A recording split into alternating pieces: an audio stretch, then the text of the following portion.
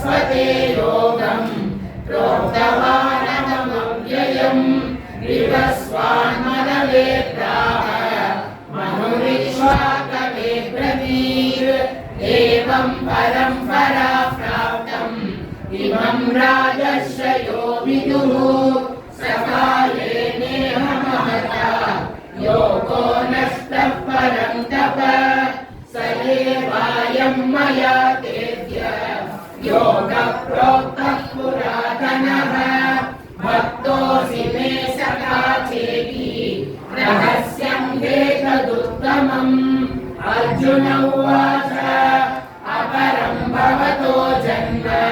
परं जन्म विवस्वतः कथमेतद्विजानीयाम् त्वमादौ प्रोक्तवानिति श्रीभगवानुवाच बहूनि मे व्यतीतानि जन्मानि तपसार्जुन तान्यहं वेद सर्वाणि न त्वं वेत्थ परन्तप अजोऽपि सन्नव्ययात्मा भूतानामीश्वरोऽपि सन् प्रकृतिं स्वामधिष्ठाय सम्भवाम्यात्ममायया यदा यदा हि धर्मस्य ग्लानिर्भवति भारत अभ्युत्थानमधर्मस्य तदात्मानं सृजाम्यहम् परित्राणाय साधूनां विनाशाय च दुष्कृतां धर्म संस्थापनार्थाय सम्भवामि युगे युगे जन्म कर्म च मे दिव्यम् एवं यो वेत्ति तत्त्वतः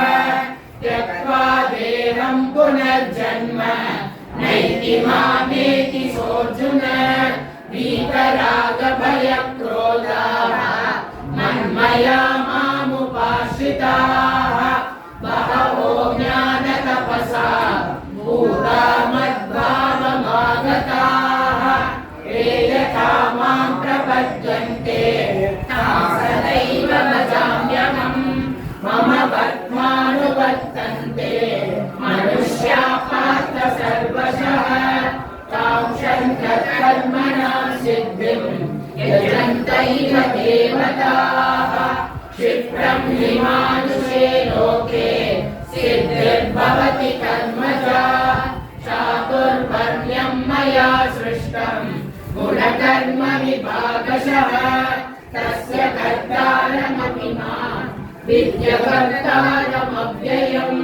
न मां कर्माणि लिम्पन्ति न मे कर्मफले स्पृहा इति मां योऽभिजानाति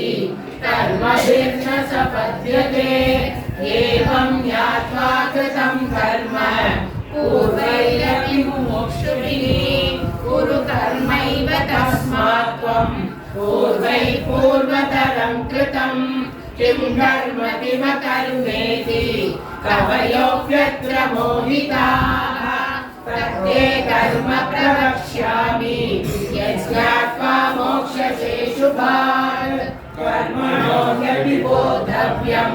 बोद्धव्यं च विकर्मणः अकर्मणश्च बोद्धव्यं गहना कर्मणो गतिः कर्मण्यकर्म यः पश्येत् अकर्मणि च कर्म यः स बुद्धिमान् मनुष्येषु स युक्तः कृत्स्नकर्मवित् यस्य सर्वे समारम्भाः कामसङ्कल्पवर्जिताः ज्ञानाभिदग्धकर्माणं तमाहुः पण्डितं बुधाः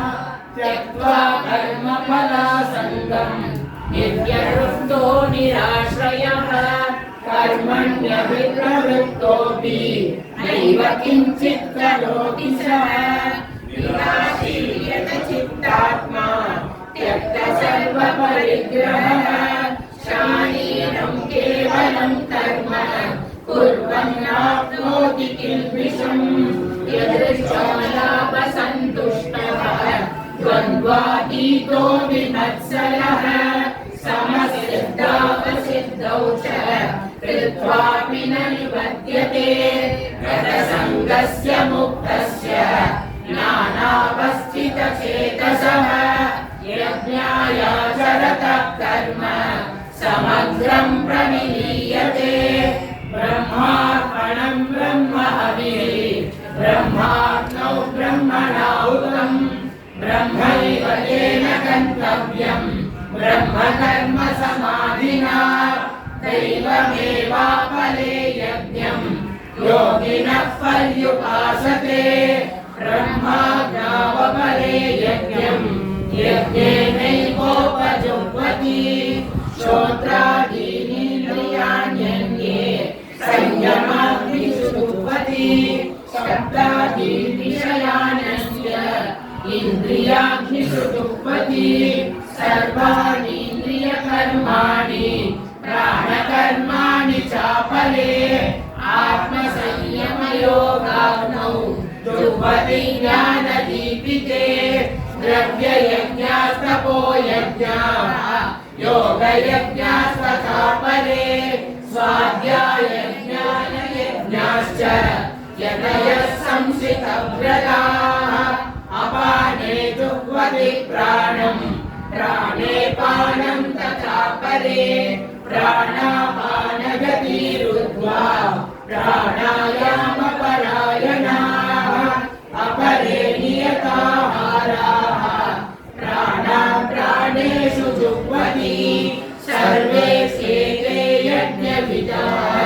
यज्ञश्रमितकल्मषाः यज्ञशिष्टामृतभुजः यान्ति ब्रह्म सनातनम् नायं लोकोऽस्य यज्ञस्य कुतोऽन्यः कुरु सत्तमः एवं बहुविधा यज्ञाः विदधा ब्रह्मणो मुखे कर्मजान् विधितान् सर्वान् एवं ज्ञात्वा विमोक्ष्यसे श्रेयान् द्रव्यमयाद्रव्यात् ज्ञानयज्ञः परं तप सर्वं कर्माखिलं पार्थ ज्ञाने परिसमाप्यते तद्विद्धि प्रणिपातेन परिभ्रष्टेन सेवया उपदेश्यन्ति ते ज्ञानं ज्ञानिनस्तत्त्वदर्शिनः यज्ञाद्वाय पुनर्मोहम् एवं यास्यसि पाण्डव येन भूतान्यशेषेण रक्ष्यस्यात्मन् यतो मयि अपि चेदसि पापेभ्यः सर्वेभ्यः पापकृत्तमः सर्वं ज्ञानप्रदेनैव विषयं सन्तरिष्यसि यथैधांसि समिद्धोऽग्निः भस्मसात् कुरुतेऽर्जुन ज्ञानाग्निसर्वकर्माणि भस्मसात् कुरुते तथा परिज्ञानेन सदृशं परिग्रमिव विद्यते तत्स्वयं योगसंसिद्धः कालेनात्मनि विन्दति श्रद्धावान् लभते ज्ञानं तत्परः संयतेन्द्रियः ज्ञानं लब्ध्वा परां शान्तिम् अचिरेणाधिगच्छति अज्ञश्च श्रद्धधानश्च संशयात्मा विनश्यति नायं लोकोऽस्ति न परः न सुखं संशयामनः योगसंन्यस्तकर्माणं ज्ञानसञ्चिन्त्य संशयम् आत्मवन्तं न कर्माणि निबध्नन्ति धनञ्जय तस्मादज्ञानसम्भूतं हृस्तं ज्ञानशीलात्मनः चित्वैनं संशयं योगः आविष्टोत्तिष्ठ भारत ॐ